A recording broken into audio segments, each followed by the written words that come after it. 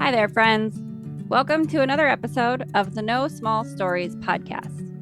This episode, Shane and I sit down with my brother, Jon Hochhalter. He's a drummer for the band Semos out of Fargo, North Dakota. I learn a lot about indie musicians and what it takes for them to put music out and publish it. It's a very fun conversation. I do hope you enjoy.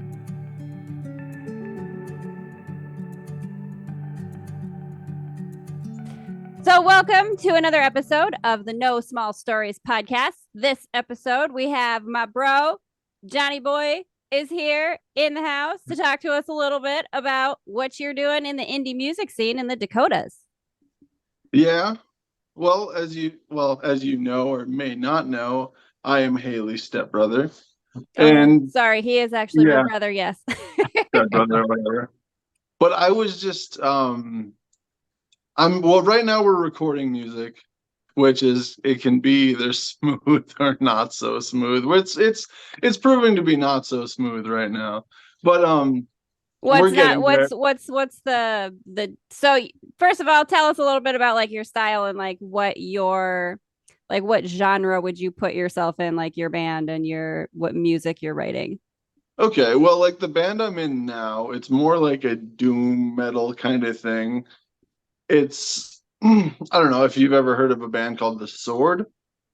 I don't think so. I'm vaguely aware of like black metal from Iceland because last podcast on the left talked about it, and so that's a little bit. I'm not super familiar with it. It's not that extreme. Okay. It's more in the realm of like heavy, slow, like 70s rock. Like think of Black Sabbath slowed down. Okay. Gotcha. All right. Kind of that in that realm. So like we're not a lot of flair, a lot of just little sound. grungy. Yeah. Okay. Pretty much. Yeah. So what For the most part, that's it. I like it. Okay, but so what you guys are recording? Do you have like a studio space? How do you guys set up? And is that part of sort of the challenge of recording? Well, that's like we have it set up in my buddy's basement. We kind of built out a jam space and we have it all mic'd up and everything. We have it like zeroed in as far as that. But like you just you have to mic up drums and then you have to figure out like because you have to record your instrument sound as well as like the voice sound, so you got to kind of have everybody mic'd. Yeah, that's a lot of equipment. It's a lot of equipment, and then drums you have to do separately, and then you have to figure out the room too. Some rooms work, some rooms don't work for drums. It's like you can get a lot of echo, and then you have to pad the room sometimes. But we have all that dialed in right now. We're pretty much have all the drums recorded, and we're just doing guitar stuff. But it's been a long road getting that done. Let's just put it that way. Is this like album work that you guys are doing? What's that? Is this like album work? Is this like first album or second? Yeah. Okay. First album, we're all kind of stubborn Germans, so it moves at a snail's pace, and I don't know, just getting stuff done is we're not trying to rush it because we have no reason to. Right. And then rushing stuff usually makes tempers flare, and then you kind of get into that. That's the thing about like writing, like music. You have, 3 people to appease. If I if I try to write on my own, I have to just appease myself. Mm-hmm. So in a band scenario, sometimes you hit dead ends. And then we're pretty far into it right now. A lot of the dead ends that we hit are just trying to record in the room because it's all brand new to us. We had to build out the room basically. So you had to like do some like soundproofing and stuff and your own setup? Yes. We built a wall. We built the wall. Oh, you are actually doing construction. Yes. It's like, yes, we're mindless musicians, but we can do construction as well. But not mindless, come on. Good stuff. I love it. That was fun. Like, there's one thing about tempers flaring during band practice. Try putting flooring in. And some hammers in your hand. Oh man, danger. I'll never do it again. That's not my bag. But Yeah, we built out this room, so it's all new and it all has it's all wood like vinyl flooring, so it echoes a lot. So we have to kind of eliminate that. It's just I don't know, like that's the hardest part because and then as far as recording, you got to record drums first and you have to record them isolated, which is no sound. Like I don't have a guitar or a bass sound. All I have is a click track. So I'm Oh, so recording you that. just have to. So that's interesting. You have to like piece it all together. And I know you play multiple instruments, right? So are Yep. you just doing drums or are you also recording other like are you playing other instruments for or do you each have a separate instrument you play for this particular project? I played just drums. Okay. And then you know my brother Jason. I yes, I He, do because he's yeah, my stepbrother too. exactly. Yeah. And then he plays bass, so he's a bass player. Okay. And then I have a buddy from Bismarck that was in a few bands in Bismarck, Hmm. and he's my guitar player. And then that's kind of the interesting thing too, is we all come from different musical interests. Like my brother is very much into like blues and like Jimi Hendrix and stuff like that. Okay. And I'm more in the realm of like when I was growing up, I was into like thrash metal Right. and like black metal and stuff like that. And my guitar player is into like punk and ska and stuff like that. So it's kind of a I'm metal band with all of that mixed into it. I mean, that's fun though. You get a little bit of like different flavors in there. So, Yeah, like, I think that's pretty chill. That's pretty cool. I'm yeah. excited to hear some of it when you guys start putting it out. So, I'm excited to hear it too. once it's done and put together, For I sure. I'm excited for for it to be done and laid out for sure. so would you guys do any kind of like doing small gigs, like playing places? Because like I know you've Yeah, I done mean, similar stuff before, but like I haven't done much gigging in my life. I've started a lot of bands and wrote a lot of music, mhm. but as far as like publishing it and going out and playing it, that's not it hasn't been much of a focus of mine. I just like playing music, more or Mhm. So less. it's not, And then yeah. So for you, it's not necessarily like we're trying to get out on the road and, yeah. make a thing of And this. It's more for the love of doing it. yeah, and then like also getting out on the road is, that's going to be renting a van, renting a trailer, throwing three people into there and living out of it for 2 weeks. You know what I mean? So Yeah. it's something you got to plan for. And then I don't know, So it's like more you'll find out if you really want to do it. like really quickly, how Oh much yeah, do we really like each other? We'll pretty find much. out. Like yeah, a van broken down on the highway is the telling thing. It'll show you who wants to be there and who doesn't. I love But it. I love playing music. It's one of the things that I kind of thrived in. Like when I was younger, I wasn't an academic. I didn't do well in school. But Well, yeah, so tell us music a little just bit about that. Like what was your sort of like start into playing music? Because you have been, doing drums and guitar yeah. since we I want to say since we were kids. I don't want to age myself. I think I have a tendency to do that, but Well, I remember the first time I ever hit a drum. mhm. I kind of knew it was cool. It interested me. Mhm. And I remember my brother and his friends, they had a band set up at my dad's house in Wishick. Mhm. And so I would sneak in there when they weren't practicing and I'd pound on his drum set, just whatever, what I mean, just Yeah. hitting stuff and then, peeking out the door, making sure he's not coming. And then basically in secret. And then I was one of So those it was weird a kids, forbidden pleasure. Okay. kind of. Well, it was, he It was wouldn't have been happy. Let's put it like okay. it was something that he wouldn't have, gave me a thumbs up. It wouldn't have been Well, that. no, that's not how siblings do. But I did that. Like I just snuck in there and just hit drums for a while and just tried to kind of figure stuff out. And then this was also back in the day when you didn't have YouTube. You know what I mean? I Yeah. couldn't, You couldn't just you go know, learn Right. and teach yourself like you can teach Yeah. yourself anything now. pretty much. So I mean, I was kind of fortunate in that because it gave me an ear for what's going on.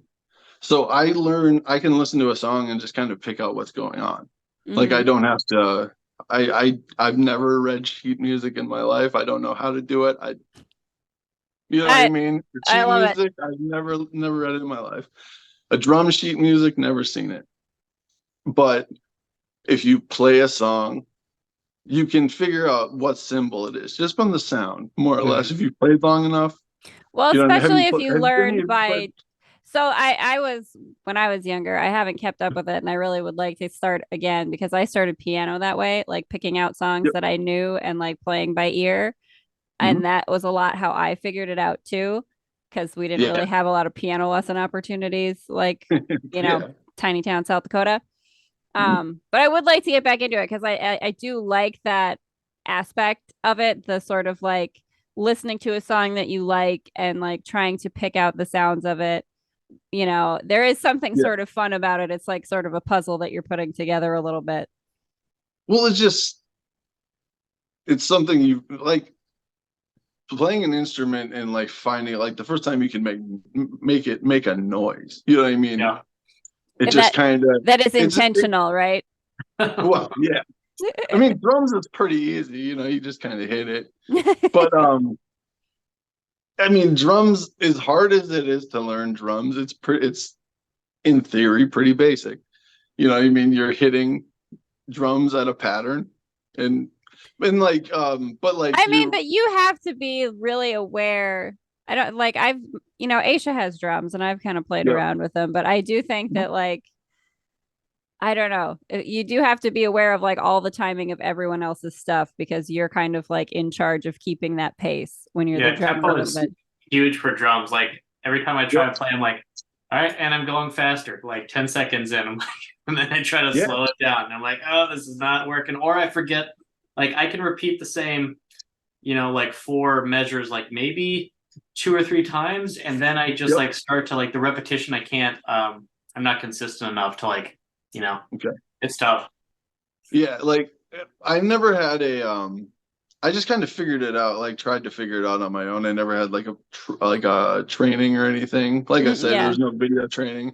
And I was one of those weird kids that kind of knew how to play an instrument before you went into music class. Hmm. So basically, I would tell people get your parents to buy yourself some drumsticks, find a pillow, and Yeah. just do rudiments on a pillow. I love You'll it. get pretty good just doing that. And then on top of that too, like people think, oh, I'm gonna jump into a drum set like right away. Mhm. I don't care. Like if you want to hit the toms and the cymbals and the snare, that's fine. But I'm gonna take that drum pedal away because you don't need it like right away. You know what I mean? Focus on this first. Yeah. Figure out one Mhm. set of things before you put the feet into it. Okay, gotcha. Because as weird as it sounds, the the foot comes pretty naturally after you get your arms moving. Because like double bass pedal, I've never played double bass pedal in my life, and then all of a sudden it just clicked. You kind of just It figure it just out. it You know what I just starts mean? to fall into place. Well, but if Kind you're of. I suppose if you're really playing by ear for most of the time, Yeah. like I don't know, do you have that? Do you kind of like get into it a little bit where you start to find sort of a rhythm like it's not just Yeah. mechanical or functional anymore, right? Like you're kind of in Mhm. a flow with it and so you can kind of find where the next steps are supposed to be, I suppose you could say. Yeah. I'm not a musician, so you're gonna have to tell me whether I'm correct about that or not. Well, like with my playing too, I never learned how to play to a click, like a click track. So Okay. most of my drumming is just groove drumming. Like it comes from like just how I feel about the music that's presented to me. Mm-hmm. Because like how we write on top of it is almost I write my drums to a bass line. Like the bass line's written. Okay. I find it's easier to write drums to a bass line than write bass line to a drum. So are So you also writing, because I know you play bass too. Are you also writing some of the bass or are you letting Jason do that? Like how do you guys sort of collaborate? no, No? What? no, How does they that don't work like when you're my guitar. They don't like my guitar playing. It's just a different vibe. Yeah, kind of. I'm more. I did learn. I like guitar playing is something that I took more of a traditional route Like on taking guitar lessons and lessons. Yes, paying somebody to teach me like from the ground up how to play this instrument. And like I play a lot of like old school metal, like Megadeth and stuff like that. And my band is completely not that. You know what I mean? Like they're not into that bass track, so no, they're not into it. Like I found out a long time ago that I'm just gonna keep my guitar to myself because I don't want to see it butchered in front of my eyes. So oh come on, you could start your own little YouTube and just put some riffs on there. You never know. It could be fun. I could. I'm just as far as sharing it with my bandmates, because then they take it and they're like, oh, let's do this to it. And then I'm just like, okay. Nah. I might as well just keep it to myself. Fair enough. So does Jason write something for you first then? Like to be honest, Jason pretty much writes the rhythms for almost all our songs. Like I don't write drums until he at least produces a 4-bar bass line. Okay. And then we can just kind of build off of that. My guitar player, he writes a lot of riffs too. Like I basically write my drums to them. Okay. Because I also learned how to play guitar, so it's like I'm writing from a drummer's standpoint and kind of a guitar player standpoint. Yeah, trying to fit it in. Yeah, it's a different writing process because it's like I don't want to be basic. You know what I mean? Like you still want to have fun. You know what I mean? If I'm playing, just a basic, you still want to do something interesting. It's fun. Yeah. But, you still want I don't know, like just you like to do like throw in like crazy fills and stuff like that just to stay something more unique. I mean, it's more interesting it's more interesting to you, I'm sure. Get to highlight each instrument and each band member, which is cool too. So yeah, for sure. And do you play drums, Shane? I don't. I've done a little bit actually. Yeah, I got my son an electric drum set because I thought that would like solve all my problems. Because I'm like, okay, boom, it's a huge drum set. He can just wail on it, and I don't hear a thing, right? And then, but he just, I don't know. I don't think he earned it, or like he just didn't, or maybe he was, maybe it was too much for him. Maybe he'll get back into it at some point. I'll start him again like a practice pad, and maybe he'll get back into it. But it was just didn't seem to fall in love with it like I hoped he would. So, but I played sax in middle school and high school. So I have a little bit of that, and then I've got like 5 instruments that I would love to play. I just kind of keep on acquiring instruments on the hopes that I'll just like keep on. I'm so glad I'm not the only one who does that. There is a fiddle in my house. Yeah. Excuse me. What am I doing?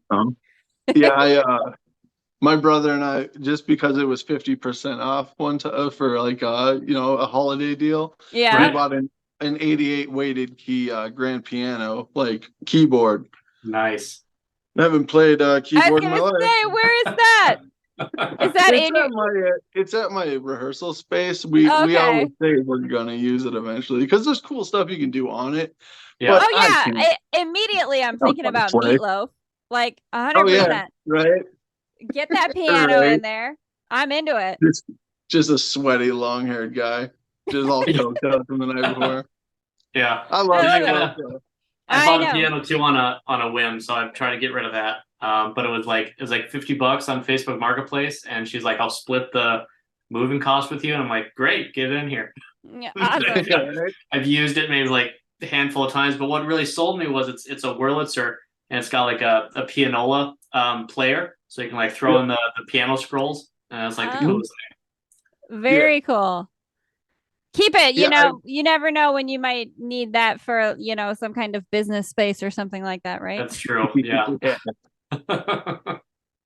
I found like as far as the electronic drums and stuff, I found I'm not as savvy as I would like to be with that kind of stuff. I'm more of an acoustic drum player just because I'm an old soul. You know what I mean? Like I'm not that old of a person, but I grew up in the age where I didn't, this was something I had to work at intensely. I mean, like it's not been that long. We're not all that old. Things just change. Things just change very quickly. And I'm not that old. I don't know about you guys. Yeah. Like I think that, but it is true. I mean, you're probably more used to that. I wouldn't like have the first idea about an electric drum set. Like, I don't think I've even seen these They're things, cool. but Yeah, the feel's different. Like you're essentially kind of banging on like mesh instead of the tops of your normal drum. So it is different. You don't get the I mean, I like drums. I would have loved to do drums just because it's like this full body, like you got your arms going, you got, and that's kind of what probably keeps you in rhythm is the way that your body is moving. It just, you kind of get used to whatever that is. But if you don't get that, gosh, I can't think of the word. well, if you don't get that like hit back the same way, the like impact is different, right? Yeah, exactly. So yeah, that's like well, there's I can't remember both. Like, there's two styles that I know. One I can't remember the name, but then there's like a German style of holding sticks, and that's more of what I use. It's more of like I think it's like this kind of stuff, instead of like holding it like this and then using these fingers to bounce it back. Gotcha. Yeah. So it's like I hit like harder. I don't bounce the stick as much, and that comes just out of I never knew that kind of stuff. So it's like that's kind of what I did when I first started. So it's not that I couldn't learn how to do that. This is just the style I learned. I use like the German style, more just hitting. Now that there is YouTube and you can look up what it's called and techniques I don't even know what it's called. I had that actually with knitting, that like I didn't realize I was knitting like wrong-handed to like whatever American knitting is. I was doing continental knitting. I didn't even realize, because like that's how I taught myself. I always knit wrong-handed because I don't knit very, very well. Yeah. Right. But if you learn and it works for you, whatever, it's cool. Right. Yeah.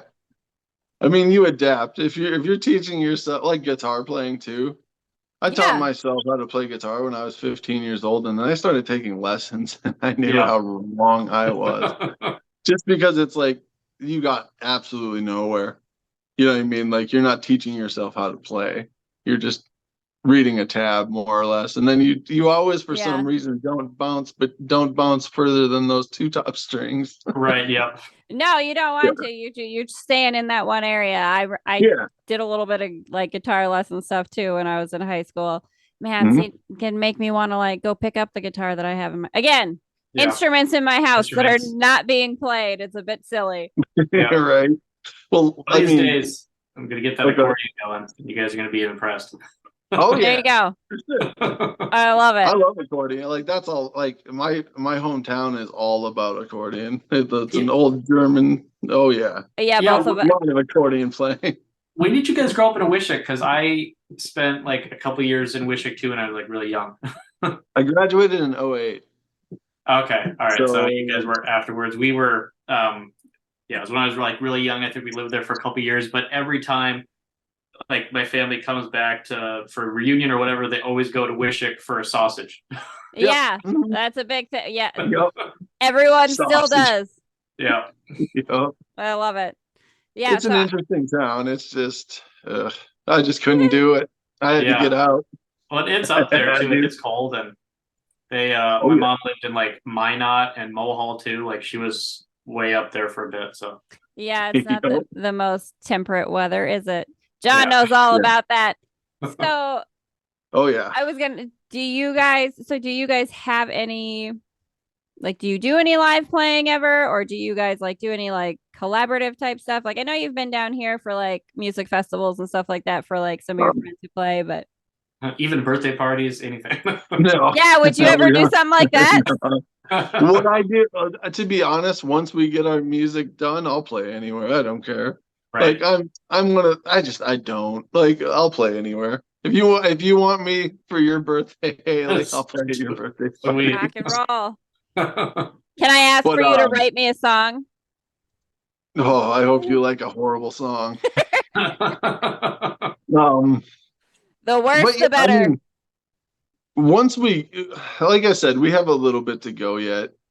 Nothing's published yet. It's just we're not over that line yet. You know what I mean? It has a little bit to go yet. What is kind of the process though that you guys would be using? So you're recording the tracks that you have? Like, what kind of editing software are you using to put that together? And like, how do you go about publishing it? Like, where do you put the music? Like, what platforms? Like, I'm not even familiar with any of that.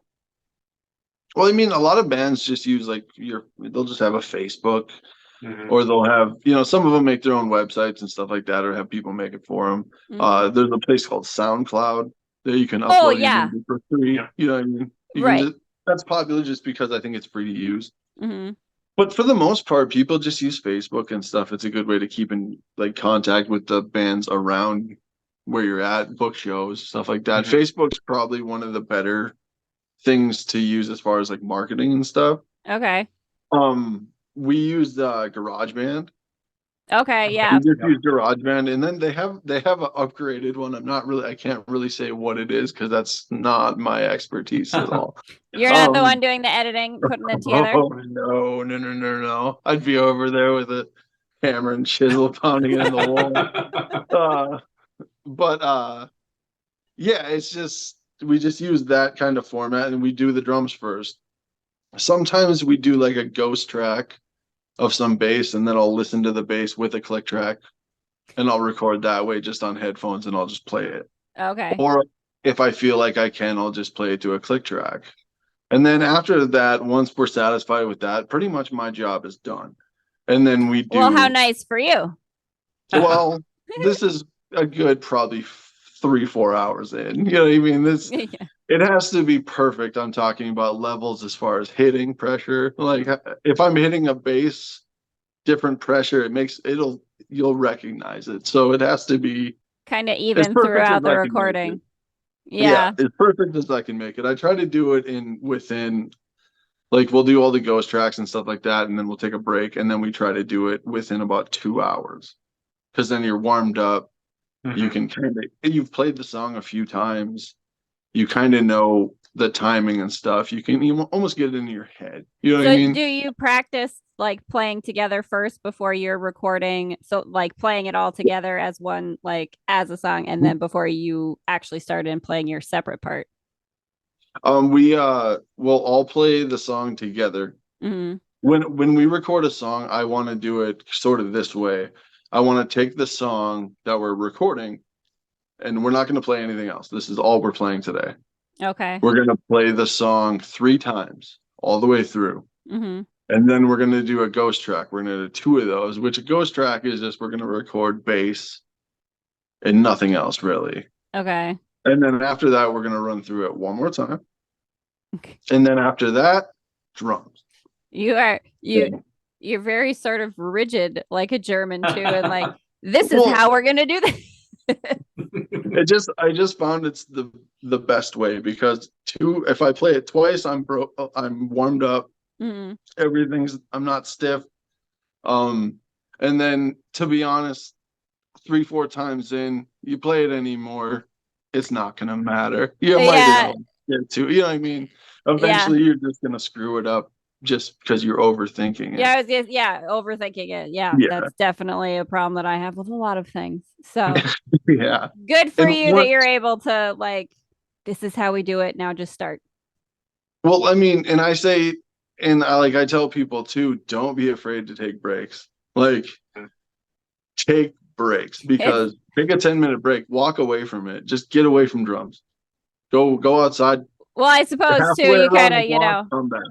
Clear your mind of it. Sometimes you have to, because if all you're doing is drums for 4 hours, I gotta get away from it for at least 10 minutes. At least 10 minutes. You know what I mean? Or it's gonna drive you nuts. And sometimes that helps because you're stuck in your own head about like you screwed up 2 times 8 tracks ago. You know what I mean? Yeah.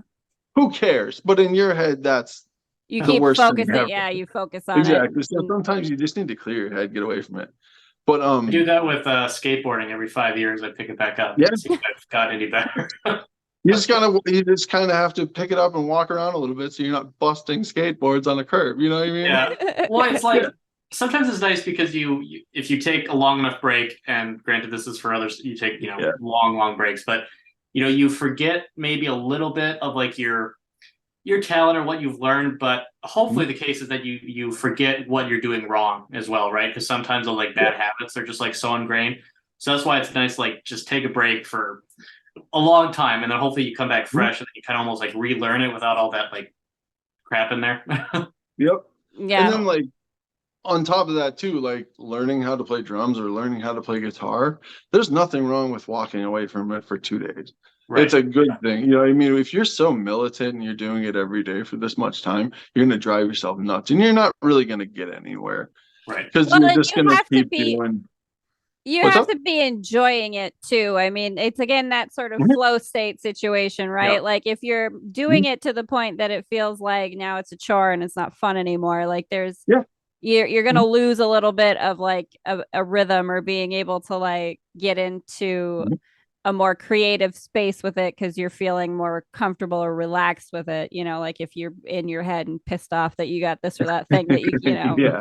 I get it. Like, yeah, you got to walk away and give yourself some space from it for a little bit. And like, it'll test your, like, I'm in a band with my twin brother and my best friend, and it will test your relationship. It'll bend it and try to break it for sure. Yeah. But it's so some strange bedfellows or band fellows. Yeah.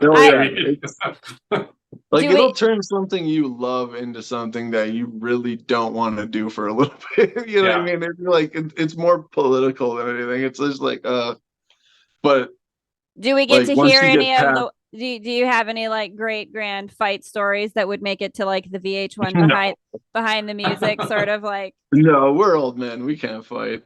But no, like it's a lot of just butting heads. It's a lot of it's petty. It's a lot of like passive aggressive stuff. You know what I mean? Like you'll say something to somebody and then they'll say something back. Like really just snide comments. It's just the Midwest nice fight, right? Like Midwest. You're just gonna do some like underhanded. Are you gonna blink or am I gonna blink? Yeah, you're gonna blink. I know it. Yeah. Just beady eyes with a smile on your face. Yeah. Did you guys get together kind of just like to jam and then you guys kind of decided to write together after that? Or was this always kind of thing? It's like we should just get together and do an album sort of thing. Well, we all met each other through work. We all worked in the meat department at Sam's Club. That's not bragging. But that's where we met and we all kind of had interest. Like I was one of those people that I could never get enough money or something. Like I would get enough money and then something would happen, like my car would break down and then that money would be gone. I could never have a drum set of my own. Mm-hmm. And it didn't really make sense because I lived in an apartment. I couldn't play it anyway. Yeah. So I would we would talk about starting a band and stuff like that. And then I would talk about getting a drum set. And my buddy Chris would go to my brother Jason and be like, "Can John really play drums? Like, cause you know, a drummer without a drum set, would you?" Right? Yeah, sure.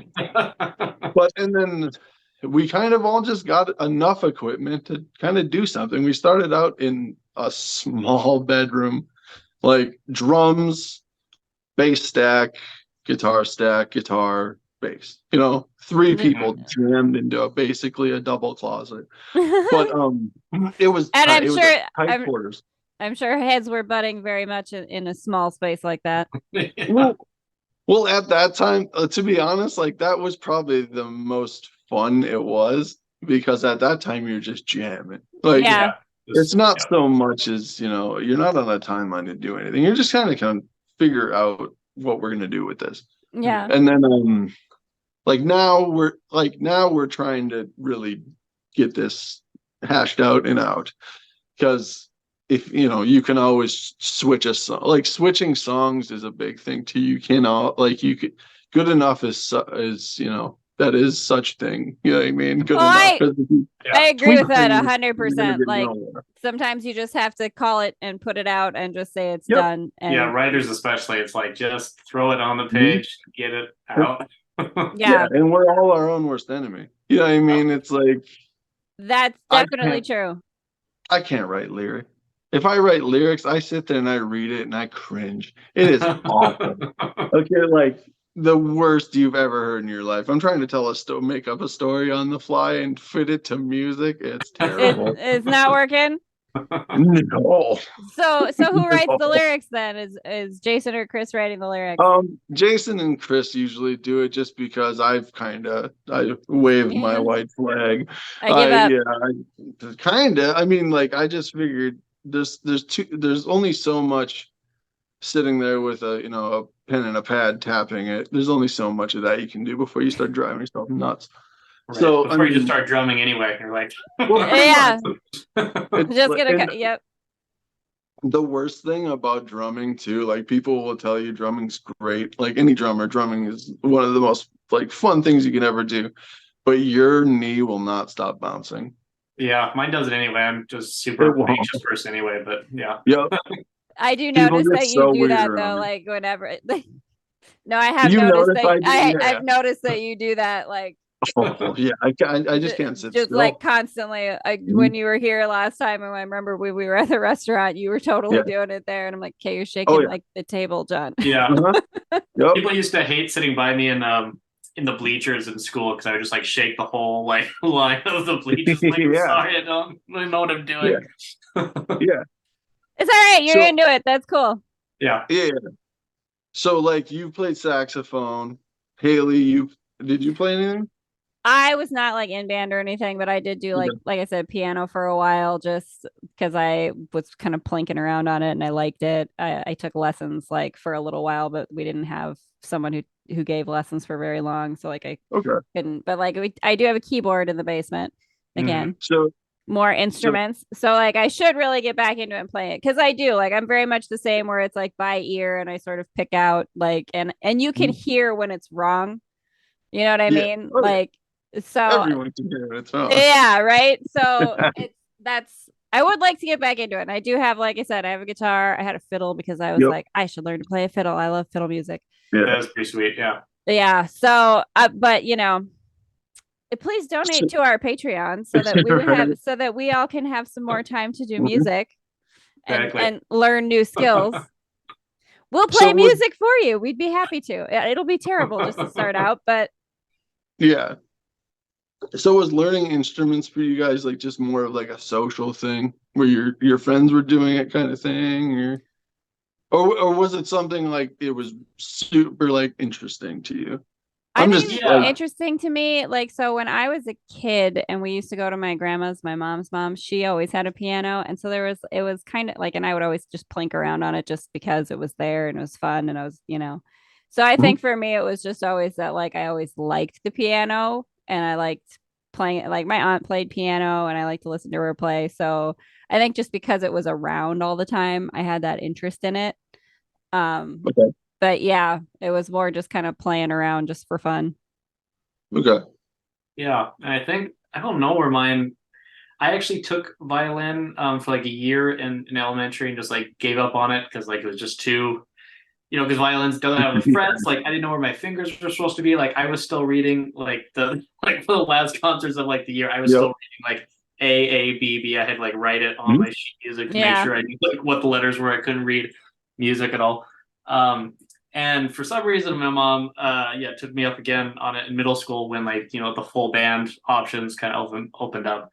I think I just always wanted to play an instrument. I always had that sort of like, that would be cool to play something and to make music out of something. And I think at some point the saxophone stuck with me because I just thought it was cool. It was jazzy. It was like, this sweet looking horn. Right. Bill Clinton was playing it on TV back in the day, and he was cool, before he was problematic.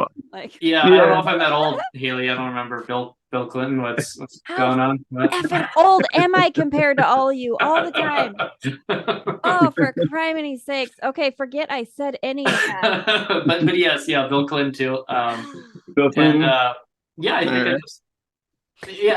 think I just want to play music. So. I love music in general. So like just to be able to play something and play a musical instrument, I think it's some of it is just because you love music and enjoy music, So like if I'm not interested in something, it's like I have to be. I'm just my mind I have to be interested in it. Like if I'm gonna continue to do it, I have to be interested in it. Like as far as history and drums. That's pretty much right. all That's that where you're at. Yeah, that's cool. Pretty much. That's it.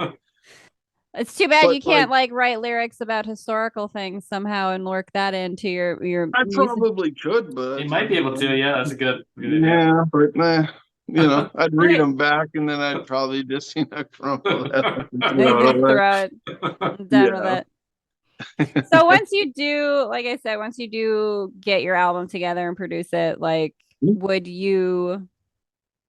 is this ever something that you would want to try to like turn a profit from necessarily, or is this more and how do you like start to get into being able to being able to do that? Like, do you know, I'm not familiar at all with any of like the music world or putting out music, and how do you a lot of people are doing Spotify now, which I don't know if you get big enough, I don't know. I mean, but as far as like sales, like, not CDs anymore, but plays, I don't know how that works. I mean, do you guys kind of keep up? You guys are probably up more on that pulse than either of us of what makes money now for music, Yeah.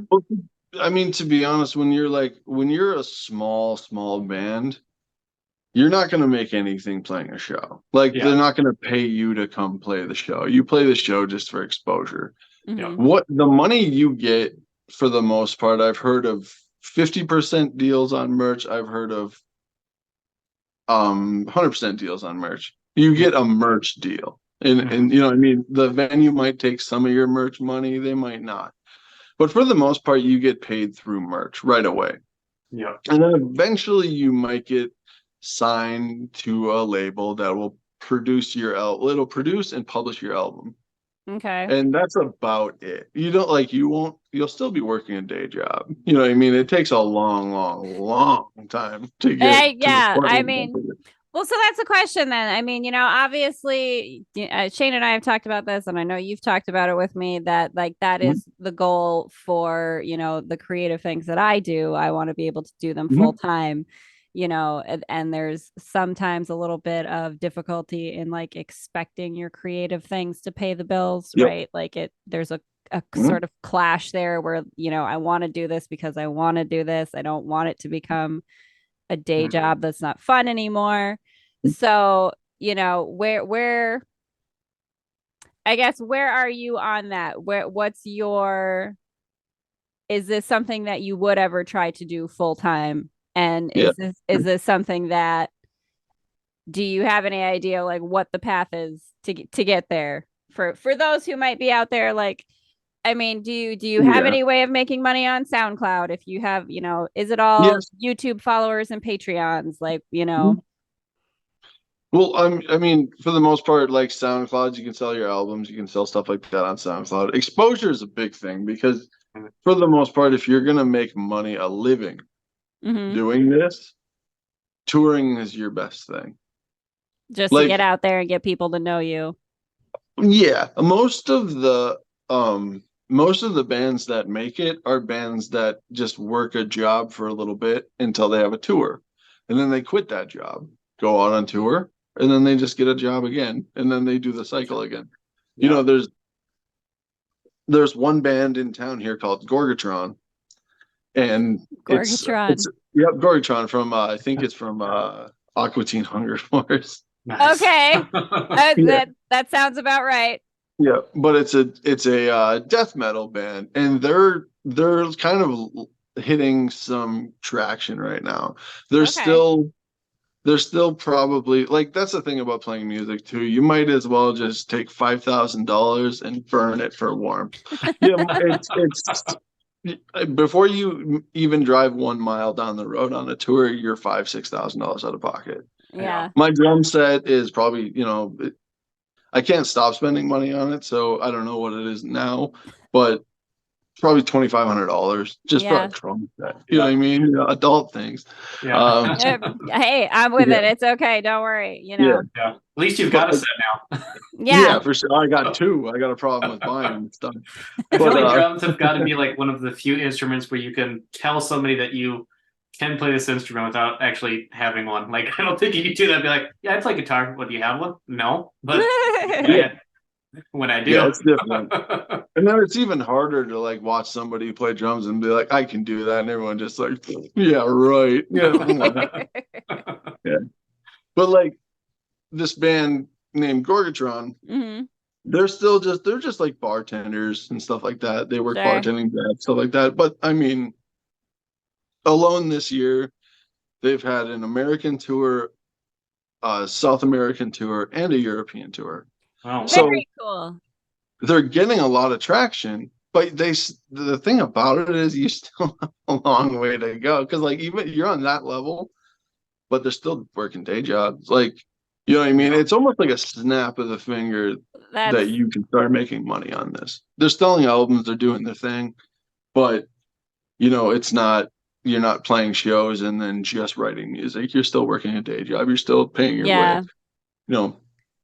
And then you're getting in a van, there's 6 guys, you know, middle-aged men. For however many weeks at a time.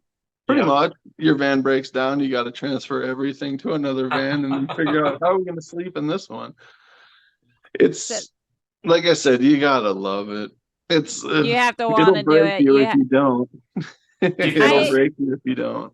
I mean, yeah, I imagine the travel bit of it is really hard, especially when you're, you know, it's not the big musician sort of situation where you've got a bus driver and all that kind of stuff, and you're really having to like do everything yourself, and you're your own roadies too. Like you're the ones who unload and load up your stuff and set up your stuff for a gig, you know. So I'm sure it's exhausting. Well, yeah, you're the driver, the merch guy, and the roadie. You know what I mean? And the band. Yeah. And the groupie, too, if you're lucky. Yeah, I mean, well. You know. You got to do what you got to do on the road. You know. That comes right after the Little Caesars pizza. Yeah. No, yeah, like, so. To make money, I mean, there's avenues you can make money. A lot of what you see people making money is people pay their dues. They're out on tour. They're touring every day. You know what I mean? Like there's bands that toured for years and then they become a band that can start playing festivals and stuff like that.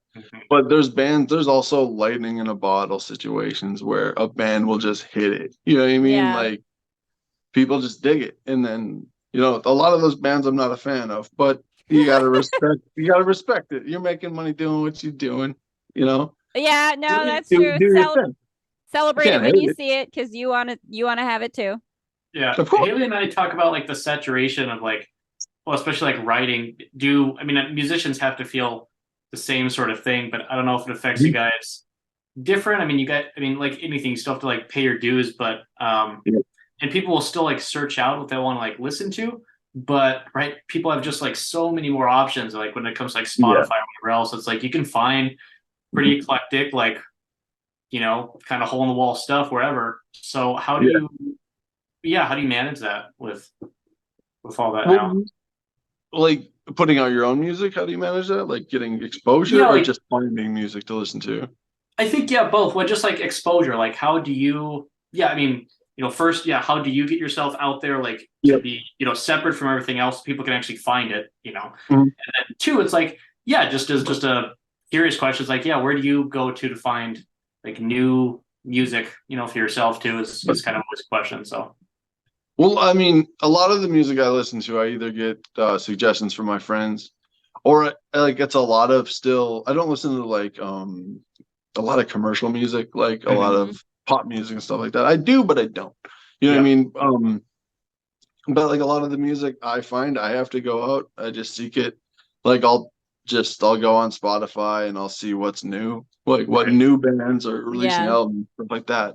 And then also like releasing music to kind of break through, you have to, I mean, having a name already and like touring helps. But to be honest, you just people have to see it as like a new thing and then just kind of give it a chance. It's a lot of that. It's like you put it out and then it kind of rolls on, you know, if people, the word of mouth, you know, stuff like that. Well, and then there's also people that put out like compilation stuff on YouTube and they'll just add one of your songs to the compilation. That's how I know about a lot of the music. Like there's one about bands in South Dakota and North Dakota, stuff like that. you get to know about a lot of local bands and stuff like that. And then very cool. That might be something yeah. that we should do for the podcast, like have an episode Wink, where we wink. just like, no, we should, like, we could totally play one of your songs and we could get like a, just have a podcast. We don't necessarily have to have, video, but like a way to have people. I did not know that was a thing. That Yeah, we people love local stuff. Like anytime we can get like a list of like here's what everybody here is doing is cool. So yeah, like I didn't know that was a thing that people did, to just put out like here's 6 new songs from 6 local bands or whatever kind of thing. Yep. Well, there's a guy that puts out compilation stuff by countries and states and stuff like that. It's mostly like doom metal and stuff like that, like the 70s style, slowed down a little bit. You know what I mean? Like just loud, kind of gong stuff.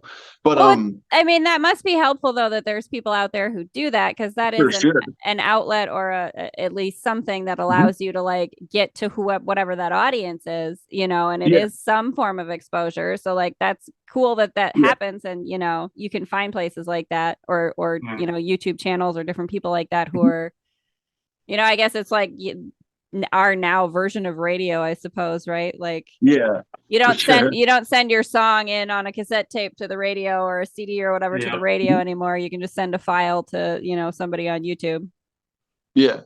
And the guy that does those compilations is like, well, the channel is called Weedian. Okay.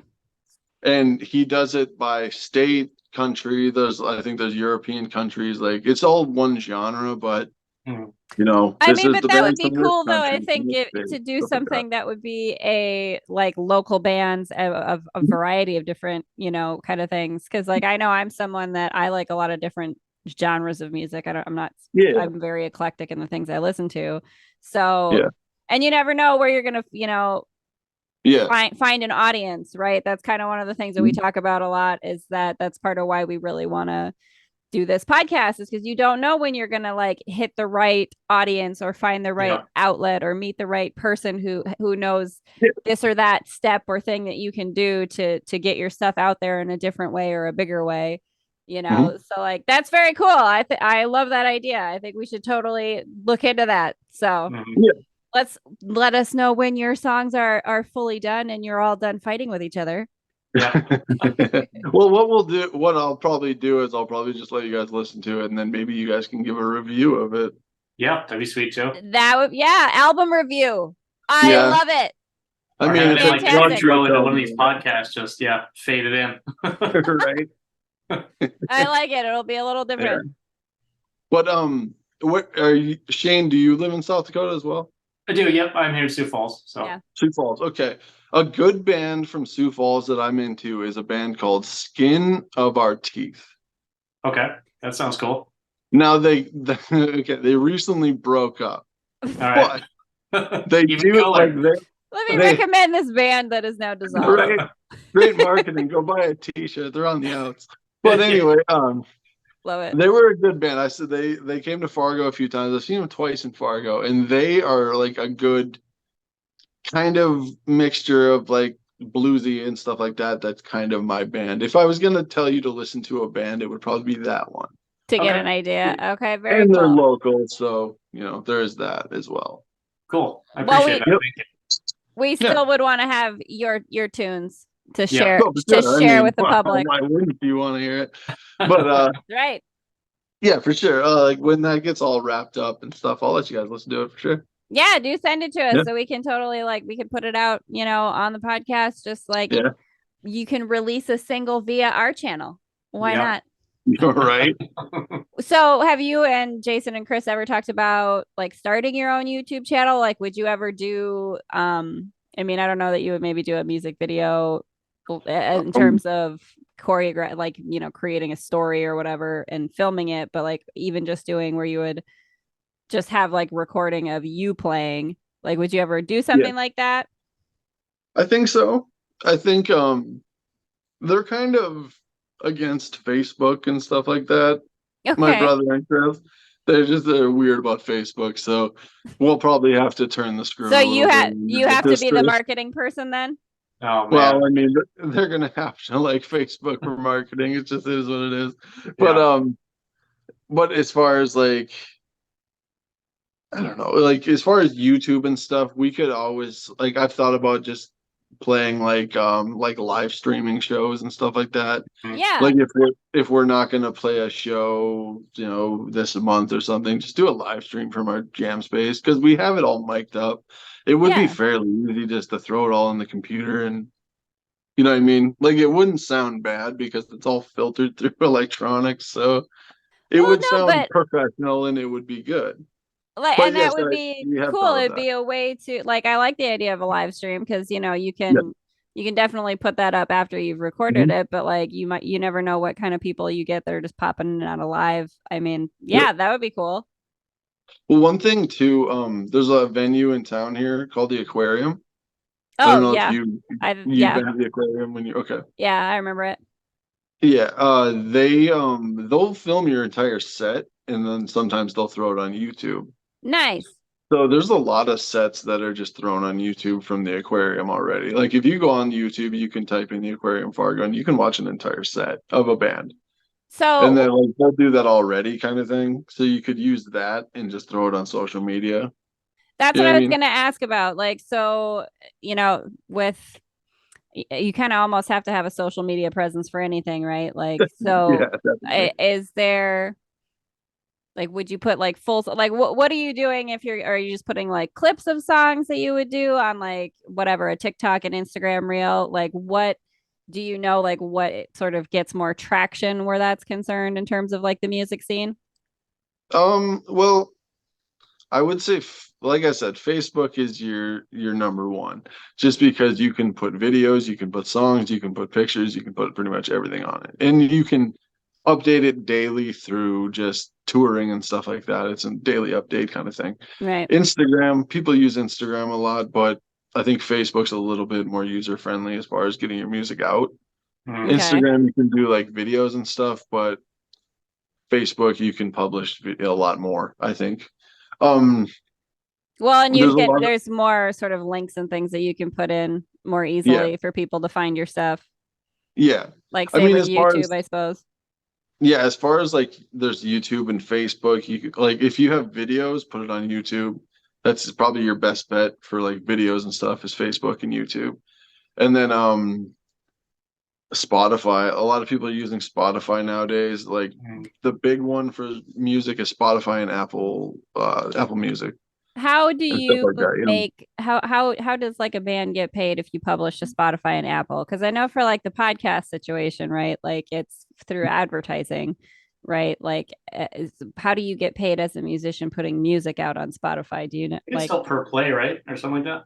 Yeah, it's I think it's yeah, it's a amount of money that's it's like a fixed amount for per probably 100 clicks or something, or 1,000 clicks you get so and so. It's nothing big, you know what I mean? right? You'd have to have a lot of listeners kind of Yeah. thing. Yeah. Yeah, I mean, I order a lot of stuff off of SoundCloud just because a lot of the bands that I listen to and stuff only have a SoundCloud just because they don't mess with too much release, like digital releases. They like to put a vinyl in your hand. Okay. That's cool. So yeah, I get a lot of that stuff sent to my house, and then like that's another way to finding music, SoundCloud. If you want to get physical copies of music, I would use SoundCloud. And then I like I'm kind of but familiar with SoundCloud, but like yeah, they do digital too, don't they? Or no? Is yeah, it they do digital. Yep. okay? But I've just found it's a lot easier to because they advertise a lot of like physical copies still. Like people Okay. that like a lot of bands that I go through are still underground bands.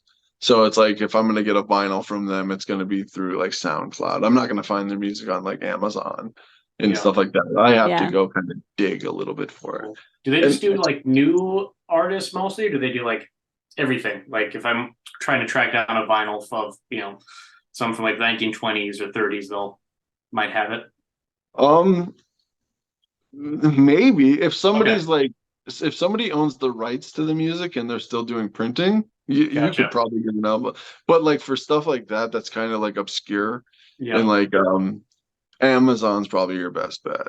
Okay. It's as sad as it is, it's the probably Yeah, the no, best. I The always look for corporate like beast. jazz when I go Yeah. into like record stores, just like old jazz, Yep. like Nina Simone and stuff, and you just kind of Yep. gotta like hope, or just check around. So, and like that kind of thing too is like lost on like a lot of people nowadays that are into vinyl. A lot of people order vinyl offline. I'm guilty of it too, but well, if you want it, you want it, like, you know. Yeah, exactly. And stuff you can't find. But half the fun about owning vinyl is just going to a record store and seeing what you can find. Yeah. Like I've bought an album. I have no idea who this guy is, but it was a cool album, so why not? It is the fun of it. And that's what people used to do, right? Like you used to go in and be like, I don't know anything about this person, but or you would talk to the clerk or talk to the owner and be like, hey, is this person good? And they'd be like, yep, or nope. And you know. So I mean, like I said, I was born in kind of that transition period where electronics was starting to take over. I don't know. I think vinyls are coming back in terms of popularity with dare I say the younger crowd. I don't, you know. I do think it's still so I mean, at least it's something that again is like another outlet for you that like you have the opportunity to, like, if you wanted to post that on your music on SoundCloud, that there's still that outlet and that interest that people are still looking for those things, you know. So it's another opportunity for you to get yourself out there. Yeah. And like as far as go ahead. Oh no, you go first. I was gonna say, but like as far as making money and like I mean, with SoundCloud and stuff like that, you can sell your music, you can sell your album, stuff like that. That's gonna put the most money in your pocket. And on top of that, like if you don't have like a distribution deal and you're doing all this yourself, that's 100% profit. Mm-hmm. Right. You know what I mean? You know, or whatever you had into it. That's kind of an interesting thing to me that I kind of have been thinking about a little bit, even with my own stuff. Just the idea that if you would get signed to like a label, for example, then there's an amount of you don't fully own all of your stuff, right? And I know that like, so that's something that, you know, you, like you and I like to watch Two Bears, One Cave with Bert Kreischer. But they talk about like that's why they prefer to now be making like their own specials and things like that, because then you own your stuff. Like if Netflix owned your stuff, you couldn't post it to your own YouTube or whatever, like, you know. So I think there is something too to be said for, you know, being smaller and actually owning your stuff, right? Because it is 100% yours and you're not having to share profits or like not own the rights to your own creativity, essentially. Well, like with the music industry, the biggest pushback I saw against like the industry and like artists keeping their own money was Pro Tools. That's like, are you aware of Pro Tools? Like Pro Tools is like GarageBand. Okay. Like that recording software. Pro Tools is this. It was just a popular user-friendly one that people use to write music. A lot of like rap artists and stuff nowadays never really honed much of a rapping like following outside of like releasing music in their like house. You know what I mean? Right.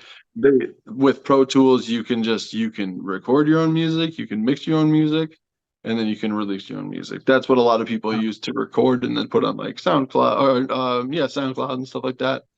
But that also really, it was kind of a live by the sword, die by the sword thing, where it really saturated the market. So instead of having 1,000 artists, now you have 1 million artists trying to do the same thing. And they're all fighting for your money. They want you to buy their albums. They want you to buy their merch, stuff like that. And then now it's like based off clicks and stuff like that. They can get a living based off like the clicks and stuff like that, like the following they have on like the streaming services and stuff like that.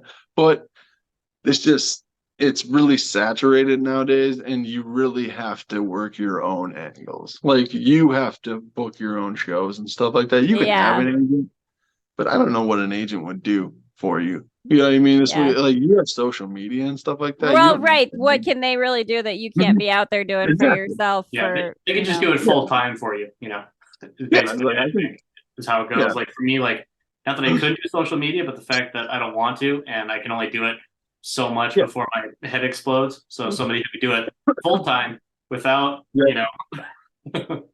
For sure. Yeah, well, like with the social media thing, it's like I'm not big on like Facebook and stuff. It's become more of a hindrance than anything.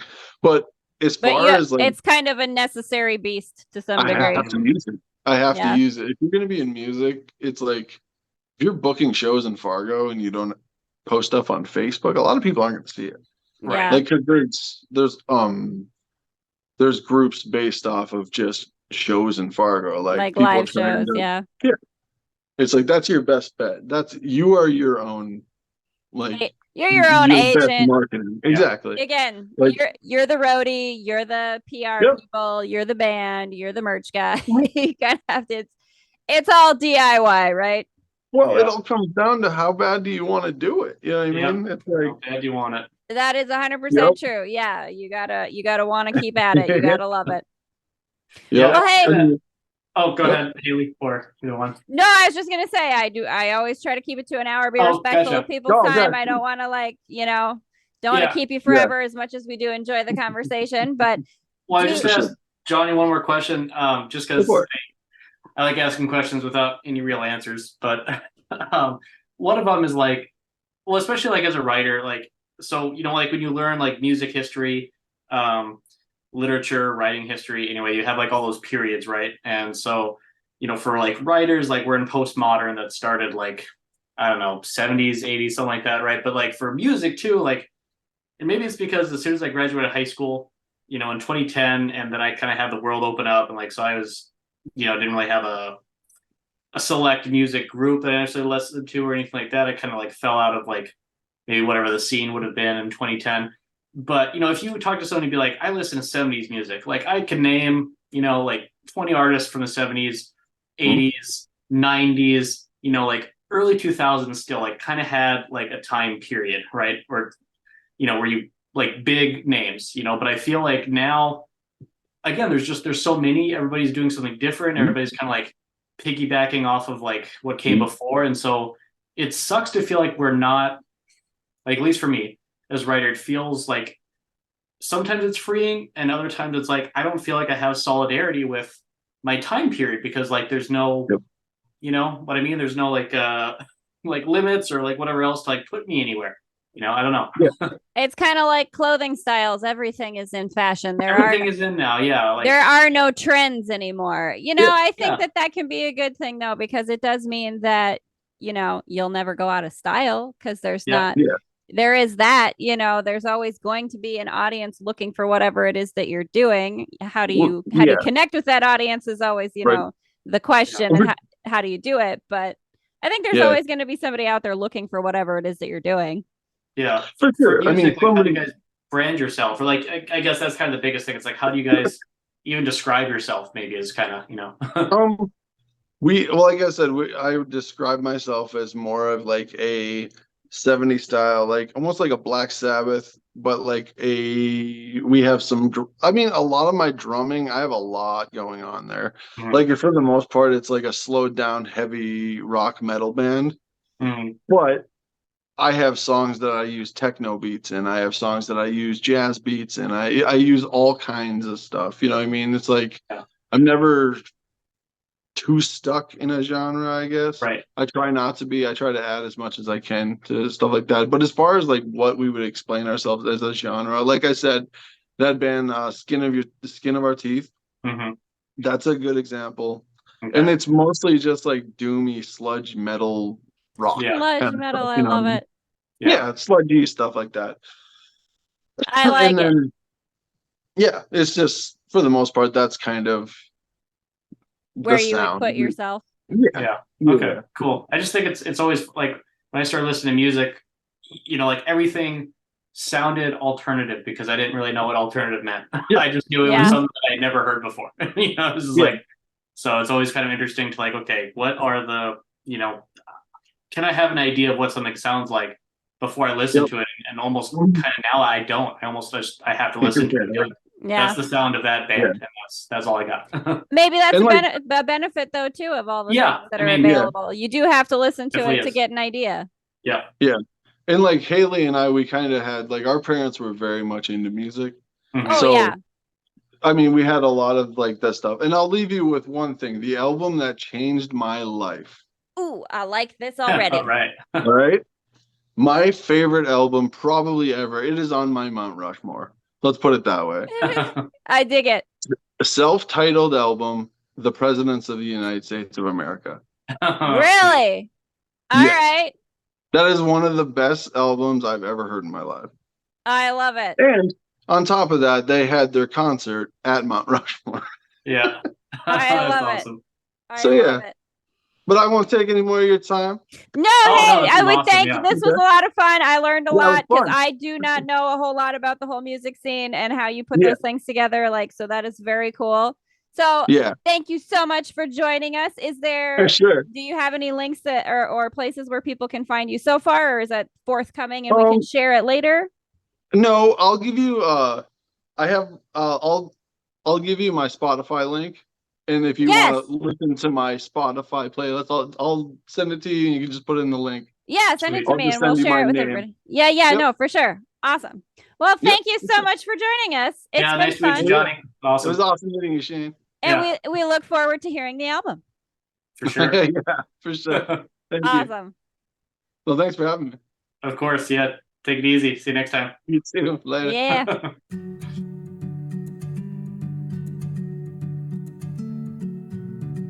Hi again, friends. That was our conversation with Jon Hochhalter, drummer for the band Semos.